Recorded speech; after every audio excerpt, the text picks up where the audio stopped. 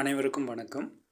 புறாக்களுக்கு KRM herbal medicine கொடுத்து அதுக்கான ஃபீட்பேக்கை நம்ம கிளைண்ட்ஸ் கொடுத்துருக்காங்க. ஸோ அதை நம்ம கேட்கலாம் வாங்க. ஆமாம் சார், புறாக்காக தான் வாங்கியிருந்தேன். நானே என் ஃப்ரெண்டும் பாதி போட்டு வாங்கினோம்.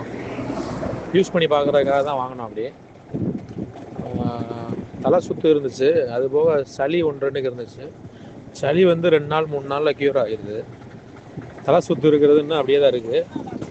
ஆனால் நான் ரொம்ப நாளாக இருந்தது. நீங்கள் உங்கள்கிட்ட வாங்குறதுக்கு முன்னாடியே 10 நாள் 20 நாளைக்கு முன்னாடியே தலை சுற்று இருந்துச்சு.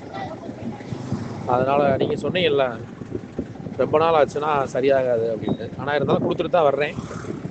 லேட் ஆகுமா என்னன்னு தெரில. மற்றபடி சுக்கா இருந்தது, 2-3 புறாவுக்கு சுக்கா இருந்தது. 2 நாள் தொடர்ந்து கொடுத்தேன், சரியாயிடுச்சு. அதுக்கப்புறம் இறை எடுக்க ஆரம்பிச்சிருச்சு, எலும்பு சுக்காவும் ரெடி ஆயிடுச்சு. அதுபோக இப்போ 2-3 நாளாக சளி இருக்குது ஒரு புறாவுக்கு. தொடர்ந்து 3 நாளாக கொடுத்துட்டு வர்றேன். அது ஒன்று மட்டும் நான் இப்போ தான் கொடுத்துட்டு வர்றேன், இன்னும் ரெடி ஆகலை. எனக்கு அவருக்கு பாதின்றனால பத்தலை சார். நீங்கள் இப்போ வாங்குறது நான் தனியாக தான் வாங்குகிறேன். அவருக்கு இன்னும் தீரலை. அவர் தீர்ந்தோன்னு இன்னொன்று அவர் வாங்குறேன்னாரு. யூஸ்ஃபுல்லாக தான் இருக்குது. ஏன்னா இந்த அடுத்து ஏதாவது நோய் வரும்போது தான் சார் தெரியும். ஏன்னா டெய்லி ஊற்றிட்டு இருக்கேன் தண்ணியில், இப்போதைக்கு எதுவும் வரல. சுக்காவும் சளியும் நல்லா க்யூர் ஆகுது சார். தலை சுற்று புதுசாக எதுவும் வரல. வந்தால் இனிமேல் கொடுத்து பார்க்கணும் சார் எப்படி இருக்குது. சுக்கா வந்த ஸ்டேஜில் நீங்கள் கொடுத்தீங்களா எந்த மருந்து? அது என்னது இம்யூனிட்டி பவர், அதை மட்டும் 2 ml கொடுத்தேன் காலைல வெறும் வாயில.